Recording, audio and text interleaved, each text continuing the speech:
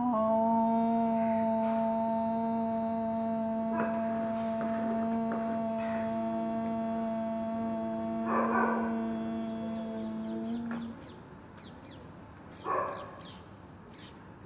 morning, students. Welcome to your yoga class. Yoga is an ancient technique which gives us total health. According to WHO, a total health is a state in which a person is fit with physical, mental, social and spiritual. आज हम समझेंगे कि हम अपने health और योग को कैसे समझ सकते हैं. योग and health is a great relation. हमारे ऋषि मुनियों ने योग को स्वास्थ्य प्रदान करने वाला कहा है. उपनिषद में कहा गया है, न तस्य रोगो न जरा न मृत्यु प्राप्तस्य योगाग्निमयम शरीरम. शरीर यदि योग की अग्नि से कंचन बन जाता है तो वह स्वस्थ रह सकता है. वह कभी बीमार नहीं होता, उसमें कभी बुढ़ापा नहीं आता और वह कभी मरता नहीं है. शरीर मर जाता है लेकिन वह हमेशा मरते दम तक स्वस्थ ही रहता है. शरीर की रक्षा के लिए योग सर्वोत्तम उपाय है. आयुर्वेद में स्वास्थ्य को प्रभावित करने वाले 3 फैक्टर्स बताए गए हैं. हमारा आहार, हमारी दिनचर्या और हमारी निद्रा. और यदि एक व्यक्ति की आहार, दिनचर्या और निद्रा संतुलित मात्रा में रहती है तो वह कभी भी बीमार नहीं पड़ सकता. और आज हम ऐसे 2 आसनों को समझेंगे कि जिनको अपनाकर हम अपने शरीर को स्वस्थ रख सकते हैं. बीमारियां नहीं, बीमारियों के कारण को समझेंगे. We should have disease free life, and disease is which disease that is today we are discussing the mother of diseases, obesity. हम आज ओबेसिटी को दूर करने वाले 2 मुख्य आसनों को समझेंगे कि किस प्रकार यह हमारे शरीर को सुदृढ़ और स्वस्थ रखते हुए हमारे शरीर से रोगों को दूर रखते हैं. बहुत ही लाभकारी आसन है, आपको इन्हें समझना है. गीता में भी कहा गया है, युक्ताहार विहारस्य युक्त चेष्टस्य कर्मसु युक्त स्वप्नावबोधस्य योगो भवति दुःखा. हमारे सभी दुख मीन्स सभी रोगों को नाश करने वाला योग ही है. हम संतुलित मात्रा में आहार लें, ठीक समय पर, ठीक क्वालिटी का और ठीक क्वांटिटी में हम आहार को ग्रहण करें और अपने दिनचर्या को व्यवस्थित करें. जैसा कि हमारे शास्त्रों में बताया गया है कि सुबह प्रातःकाल जल्दी उठकर अपने योगाभ्यास को करने के पश्चात अपने नित्य कर्म को, दैनिक क्रियाविधियों को मन लगाकर पूर्ण परिश्रम के साथ करें. कोई आलस नहीं पूरा दिन, और रात को भी इसी प्रकार प्रभु का धन्यवाद करते हुए समय से सो जाएं. तो आज हम सीखेंगे पद्मासन और वज्रासन. पद्मासन एक ऐसा आसन है जिसको कहा गया है सर्वव्याधि विनाशकम, सारी ही बीमारियों को दूर करता है. हमारे पैरों की हड्डियों के जोड़ों को, हमारी मांसपेशियों को सुदृढ़ बनाकर स्वस्थ बनाता है. पाचन तंत्र को व्यवस्थित करता है, साथ ही हमारे श्वसन और मस्तिष्कीय संतुलन को भी स्थापित करता है. आइए देखें हम किस प्रकार हम पद्मासन करते हैं। जिनके घुटनों में दर्द रहता है उनको पद्मासन नहीं करना चाहिए। इसलिए ध्यान रखेंगे कि अगर किसी को घुटनों में पहले से ही दर्द है तो वह पद्मासन ना करे, घुटनों को स्वस्थ करे, फिर पद्मासन का अभ्यास करें।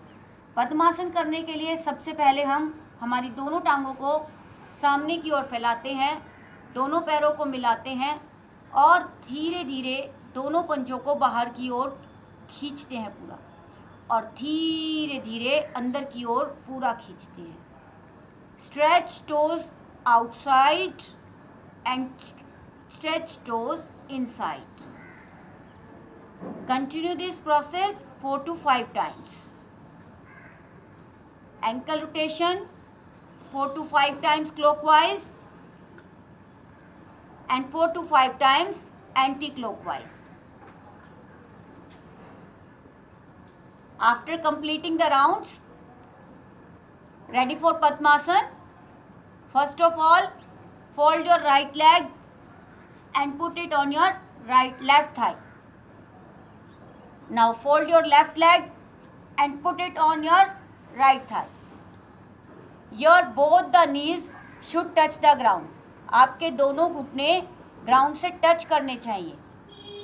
Head back neck erect position में and both the hands in gyan mudra. दोनों हाथ आपके ज्ञान मुद्रा में रहेंगे।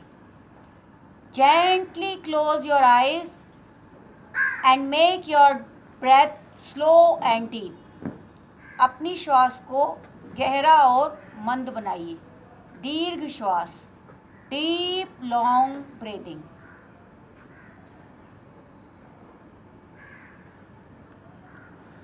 This is padmasana. It is also called meditative pose. You have to practice it at least 3 to 5 times daily, twice a day.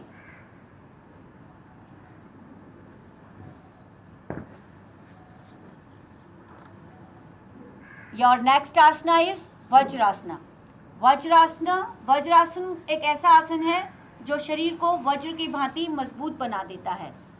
इसको Thunderbolt pose भी कहते हैं और इसको करने से आपके thighs, knees, calf muscles and हिप्स stretch होते हैं और वो स्ट्रॉन्ग और हेल्दी बनते हैं. साथ ही इस आसन को करने से आपकी वज्र नाड़ी प्रभाव में आती है जो कि हमारे पाचन तंत्र को मजबूत बनाती है. वज्रासन एक ऐसा अकेला आसन है जो खाना खाने के बाद किया जा सकता है और करना भी चाहिए. अगर हम खाना खाने के बाद वज्रासन कम से कम 10 मिनट करते हैं तो हमारे खाए हुए भोजन से उचित मात्रा में रस निकलते हैं जो रक्त में मिलकर नाड़ियों और उपनाड़ियों के माध्यम से हमारे शरीर के विभिन्न अंगों में पहुंचते हैं और सभी अंगों को स्वस्थ और पोषण प्रदान करते हैं. वज्रासन किनको नहीं करना चाहिए? अगर किसी को घुटनों में पहले से ही दर्द है या हाल ही में कोई घुटनों का ऑपरेशन हुआ है या आपके एंकल्स में कोई दर्द है तो आप उस आसन को नहीं कर सकते.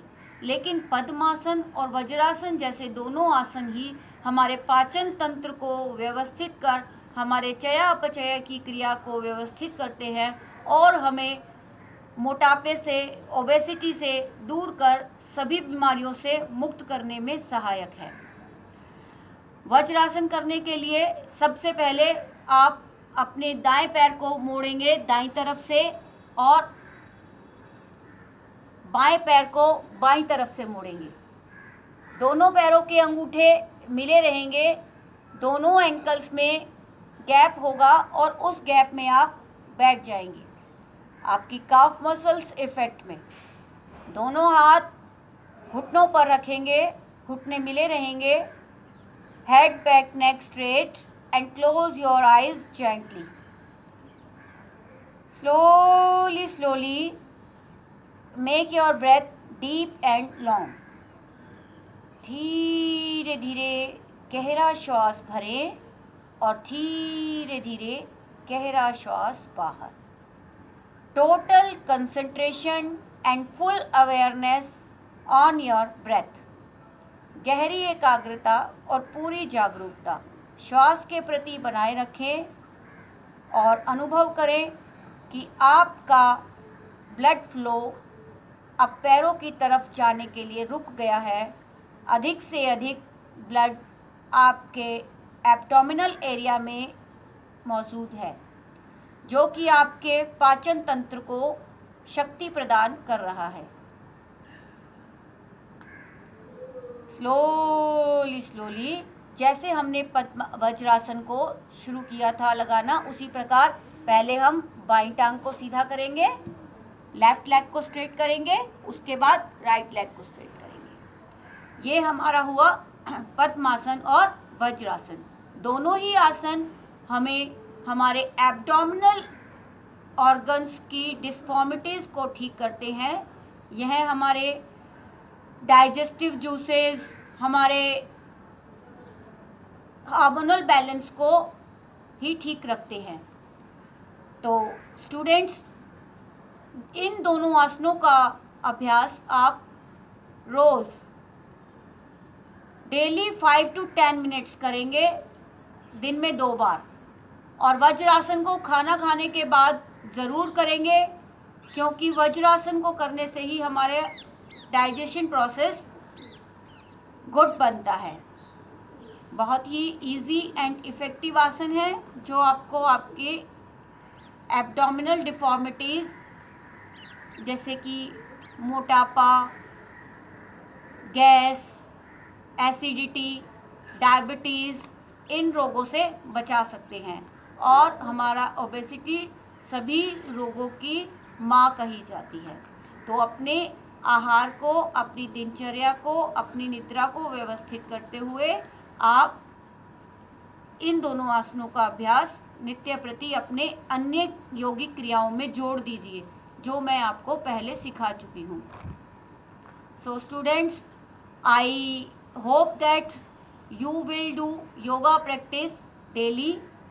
Yoga is a heritage which we should adopt and must utilize for our well-being. Thank you, students.